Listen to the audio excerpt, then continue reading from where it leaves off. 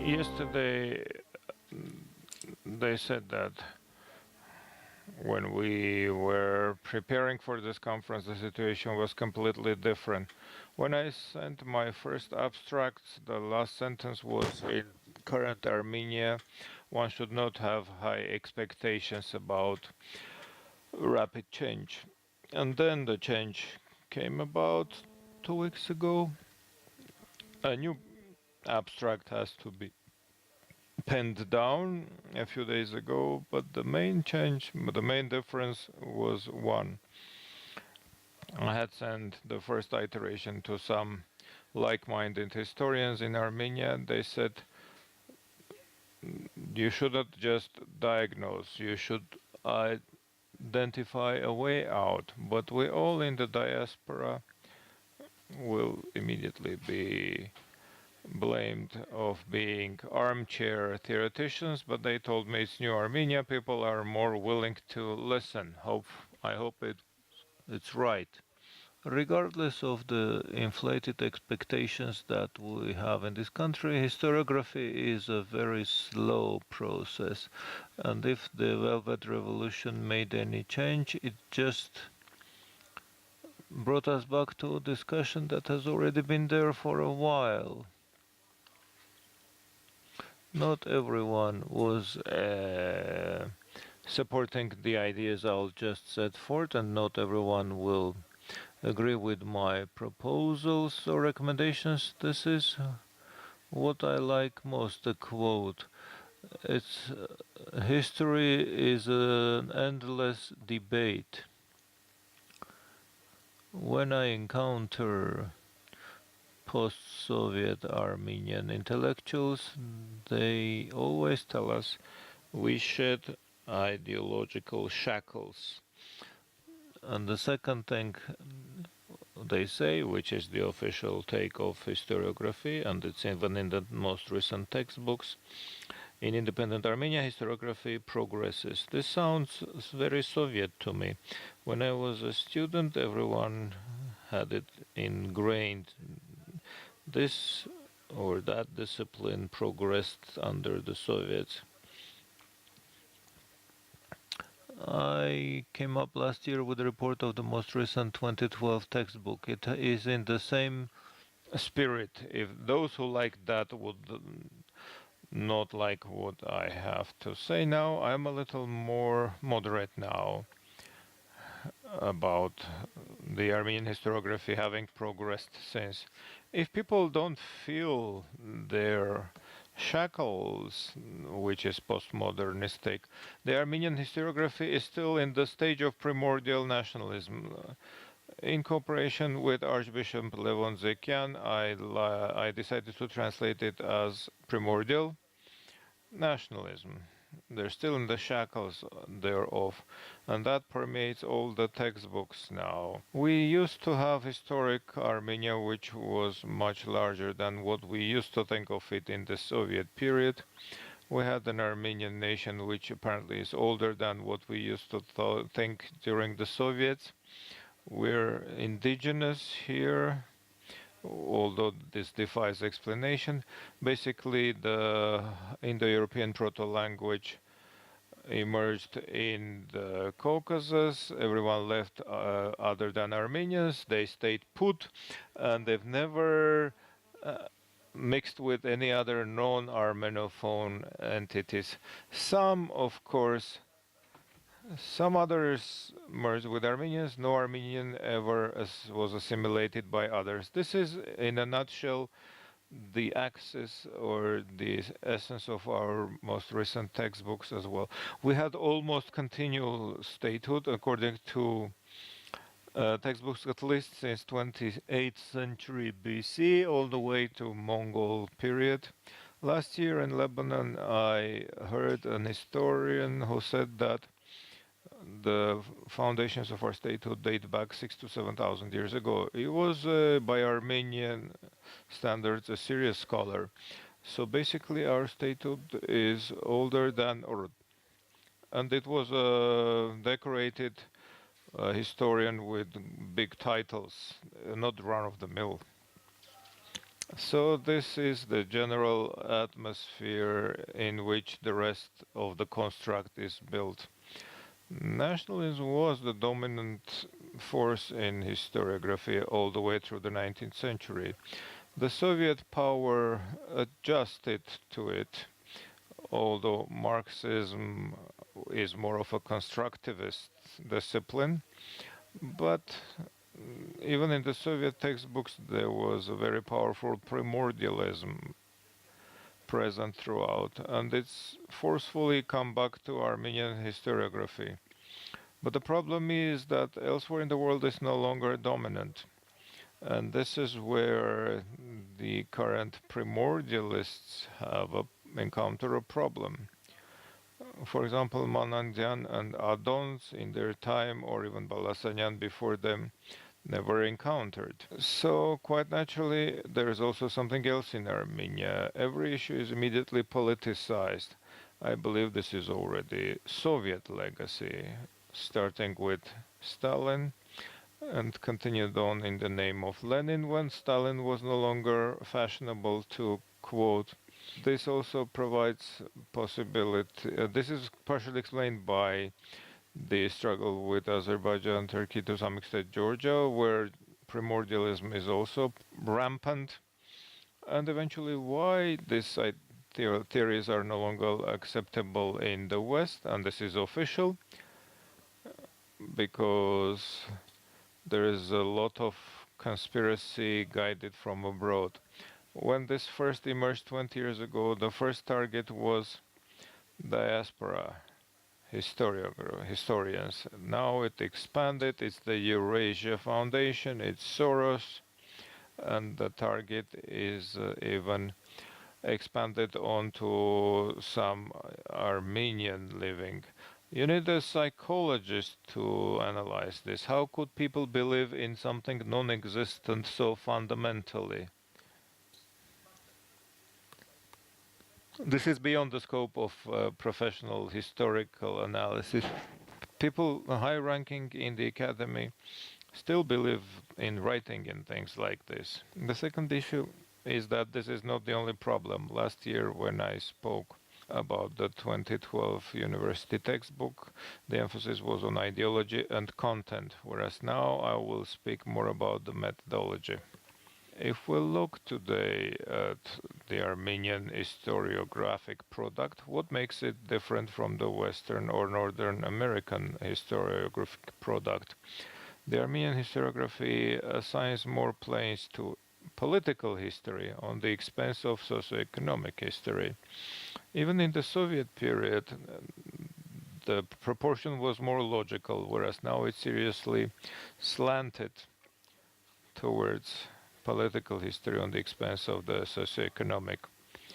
And political history, first and foremost, is the history of military political elite, especially if you cover that in a university textbook, you completely miss the lower strata, especially those who revolted against the regime.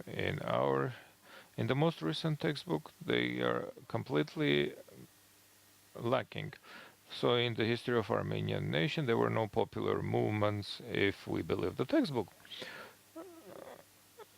So I already referred to the prevailing role of the Armenian. It looks as though there were no other faiths in the Armenian history. The Armenian Catholics are 10% of the global Armenians.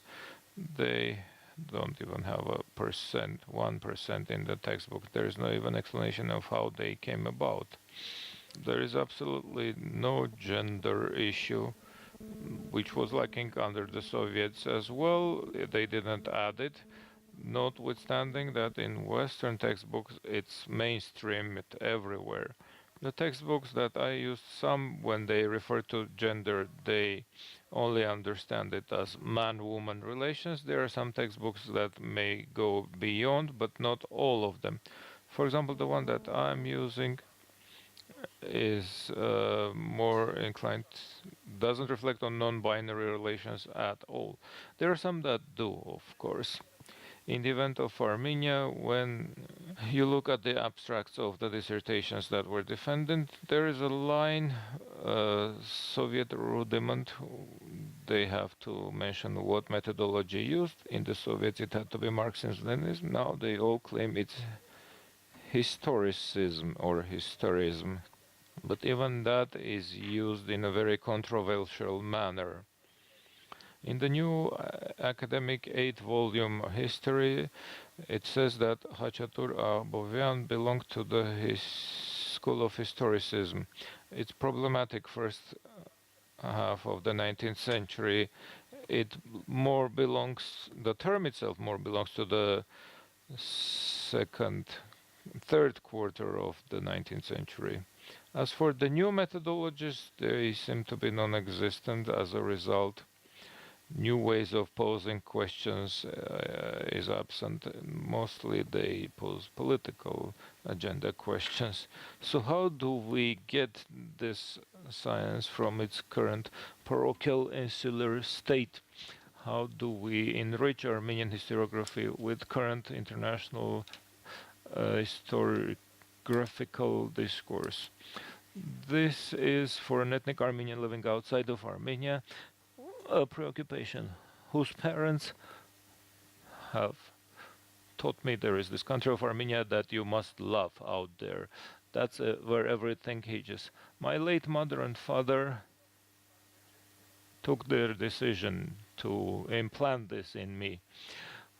From the day when I left university and went to London, I've been seeing that there are many things out there that we still don't teach in Armenia. And for me, that's always been a matter of concern and will remain so.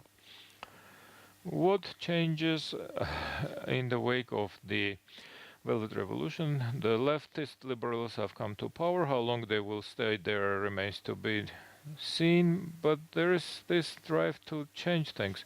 These two deputy ministers perfectly fitted in this pattern who spoke today.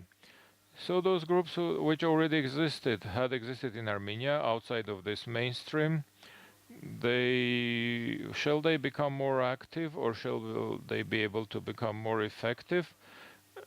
Is one of the next challenges we have to see. In this general context, here's my alternative proposition comparing the current curriculum with the one that I studied in the same university in between 86-91. Here's the problems I detect. I'm glad now that the Armenian language is now a discipline in its own right. It wasn't there when I was studying. But I think we should emphasize more essay writing rather than reading. The knowledge of European languages is very important, among others, for IT. I'm only talking theoretical and international literature. This doesn't cover regional languages. If you want to become an Orientalist or a specialist in classical languages, teaching these disciplines is very important, because when you see people who go beyond Armenia to pursue their studies, mostly they're either graduates of the Romance and Germanic department of Yerevan State or Brusov. I haven't seen anyone abroad who's been a graduate of the history department continuing the studies. There are some archaeologists in Germany, but I didn't have any significant contacts with them. It's very important to encourage in the new educational system for old school historians who were writing political history to establish links with interdisciplinary links with economists, with sociologists, with anthropologists. There is a serious lack thereof because their questions do not have enough space. The new textbook should assign more place to socioeconomic history, culturology, gender issues study in history should be encouraged. They don't exist as we speak. There should be more place to the development of methodology and theory of history. You should expose people, and this is a little radical, which the American universities don't have, but in the event of Armenia, I think it's necessary, at least in the MA track, if not before, different genres of historiography, because they allow to think differently. What do you understand by genre, you may ask? For example, oral history, microhistory, cryometrics, or contrafactual history. All these are most important to stimulate the historian's brain and expand his horizons. And another radical recommendation: the university lecturers of Armenian history must at least teach also world history to maintain the connection with what's transpiring and look beyond Armenia in their studies. When I told someone, do you know whether this dispute of whether Urartu is Armenian or not is replicated in India, whether there was an infusion of external blood or not, they were surprised. They didn't know. So these comparative studies are very important to expand their mental horizon. This much about education. About management of universities. Of course, you should boost and enhance all types of international relations. In history, there are very few such links internationally. You should find various grants and access them. Let me be frank, Armenian historiographers are partially victims of the diaspora political activism. There's this mood prevailing in America: if Armenians were to know better about history, they will make more noises about diaspora. It will become more of a headache for the Armenian state. So if Armenians don't think about history, we're off the hook. Either you have to persuade Americans that that's not the case, and studying history is as important as international relations or environmental studies. And if it is truly impossible, well, to get those grants, you could only use Armenian homegrown resources in places where foreign grants are less feasible. Of course, new textbooks also are necessary, and there is a more important issue. Of course, you can still write textbooks, get a dozen good experts to bring their brains together and come up with an ideal textbook, but teachers to teach by those textbooks is a bigger headache. How do you get them? Eventually, by the end of the day, those textbooks should be multi-perspective. That is, if you're covering a political dispute, please give equal room to both points of opinion, rather than telling the reader from scratch that these are the good guys, stay with them, oppose the other. The most innocent example: when we cover Arshak period, all our textbooks clearly nudge you to love the Parthians and hate the Romans, although our sources are Roman. And there are many more such examples that one may find. You have also to repeat frequently that whatever is in the textbook is not the ultimate truth. This is how they taught before, this is how they think now, so that the student can learn to think differently rather than taking it for granted. Critical thinking is missing in general a lot. Moreover, I've sometimes seen people the opposite. I can remember the Armenian Studies Center in the Yerevan state. There was an exposition there. They came with an exposition in Lebanon, and here's what they said. Our website wasn't made interactive intentionally, so that when people peruse this website, they learn that this is reliable science generated by high-class specialists. This is Weltanschauung.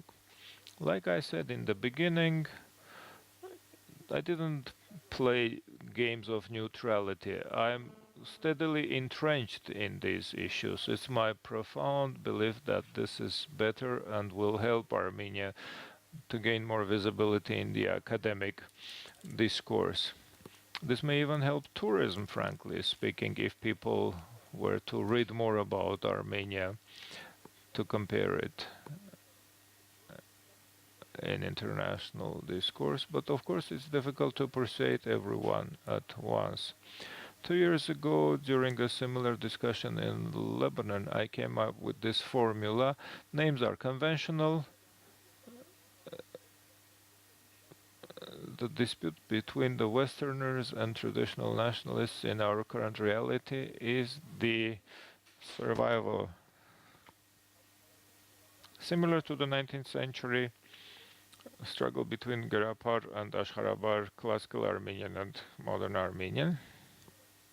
And there is a need to write its culturological history. Thank you.